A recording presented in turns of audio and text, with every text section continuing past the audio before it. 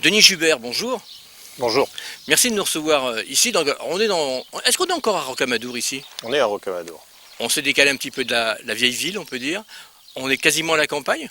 Alors on est déjà bien sûr dans un milieu tout à fait rural, même si Rocamadour n'aurait pas la possibilité d'être qualifié d'urbain, mais oui, on a quitté la cité. Alors peut-être parler de la maison de Justine, c'est revenir à quelques années en arrière, peut-être pas 150 ans, mais en tout cas la maison de Justine, c'est un projet porté par une association, l'association mutualiste agricole de Rocamadour.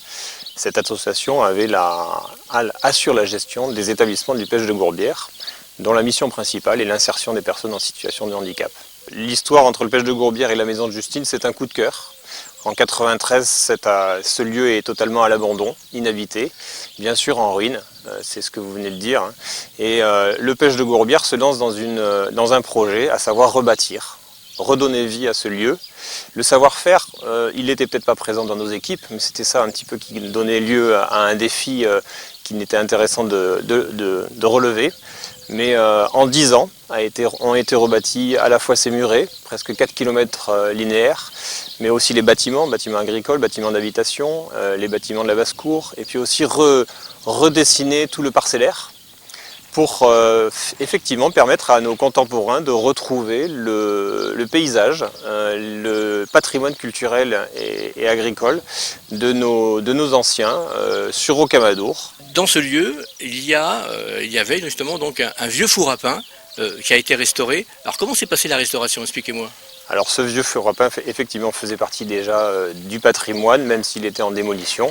La restauration, c'est un petit peu comme le reste, c'est-à-dire que nos équipes se sont un petit peu intéressées à ce projet de restauration, se sont documentées, se sont fait donner des conseils par soit des anciens, soit des nouveaux. Et puis c'est vrai que cette restauration nous a donné un petit peu cette expertise maintenant sur la restauration de patrimoine. Je pense qu'en tout cas le four à pain qui a été réalisé est un four à pain tout à fait adapté, à la fois respectueux du patrimoine qui existait, mais aussi tout à fait fonctionnel aujourd'hui. On vous remercie. On va retrouver maintenant donc. Donc je suis Isabelle Giard et je suis présidente de l'association Passion Rocamadour. Comment vous avez eu l'idée de créer cette association en 2014?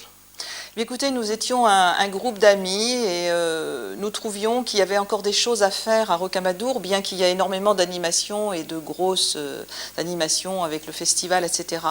Mais nous avions envie de créer une association qui crée un petit peu de lien social. Parce que Rocamadour est, bien que très grand site, 1 million de visiteurs par an et de pèlerins, c'est un patchwork de petits hameaux et les gens, et notamment les anciens, ont un petit peu de mal à se retrouver autour d'animations communes.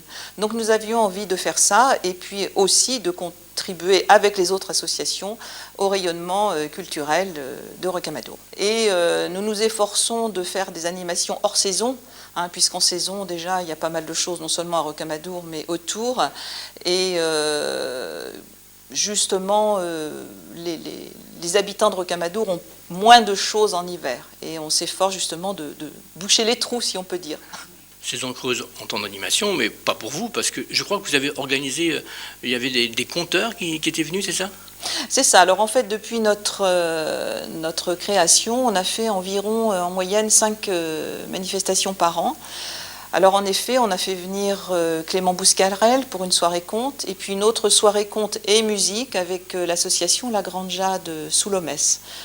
Voilà, et puis on fait aussi de nombreuses projections de films axés autour du territoire, du terroir, dont des films du Genièvre, Les Esclos, Les Moulins de l'Alzou, Les Fils de la Terre d'Édouard Bergeon, Femmes paysannes très récemment, Artistes des temps glaciaires, voilà. Ça m'amène à parler de la fête du pain qui a lieu tous les ans. Quelle est un petit peu l'origine de cette fête? Vous pouvez me dire 2 mots? Oui, tout à fait. Alors la fête du pain, c'est une fête qui a existé pendant un certain nombre d'années à Rocamadour, mais elle avait été un petit peu oubliée pour des tas de raisons. Et on a eu envie de la remettre au goût du jour. Je dirais presque que ça a été un petit peu, pas la raison d'être de l'association, mais on avait vraiment envie de faire ça. Donc la fête du pain, nous avons décidé de le faire à date fixe, enfin pas tout à fait date fixe, mais c'est le jeudi de l'Ascension. Donc évidemment, cette année, ce sera le 10 mai. Mais c'est un bon repère. Le jeudi de l'Ascension, fête du pain à Rocamadour. Donc le principe est de cuire des pains. Nous avons la chance d'avoir un boulanger dans notre association dans plusieurs fours communaux. Et on déguste ce pain de campagne cuit de manière ancestrale à l'occasion d'un repas champêtre que nous servons. Et puis à la fin de la journée, les gens peuvent partir avec leur tourte chaude sous le bras.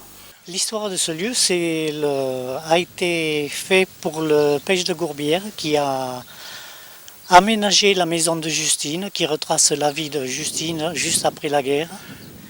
Et il y a un diaporama qui se visite, qui s'écoute plutôt. Ici, nous faisons tous les ans pour l'Ascension, nous faisons la fête du pain. Cette année, ce sera la 4e édition. Et nous produisons notre pain pour la fête du pain. Vous avez donc des souvenirs quand vous étiez enfant, les fours comme ça dans les villages, ça fonctionnait. Et il y avait notamment quelque chose de particulier qu'il fallait faire devant sa porte. Chaque fois qu'une famille voulait faire le pain, elle mettait un fagot de genièvre devant la porte pour dire que le four était réservé le lendemain. Vous réalisez beaucoup de pain ici dans ce four pour cette fête ? Pour cette fête, nous faisons à peu près 150 tourtes de pain. Ah oui, et tout part quoi. Et tout part, tout se vend le jour même. On va se quitter, mais avant de se quitter, on va parler un petit peu des objectifs pour l'année 2018. Vous avez un souhait, quelque chose que vous avez envie de mettre en place cette année ? Alors cette année, donc en plus de la fête du pain, oui, nous voudrions prolonger le cycle que nous avons commencé, de cinéma que nous avons commencé avec Femmes paysannes, puisque le réalisateur a réalisé tout un cycle autour des métiers d'autrefois. Donc à l'automne, je pense que nous allons sans doute projeter un deuxième film de René Duranton. Et puis je pense que d'une manière ou d'une autre, nous allons tâcher d'organiser quelque chose à l'occasion de l'anniversaire du classement des chemins de Saint-Jacques de Compostelle au patrimoine de l'UNESCO.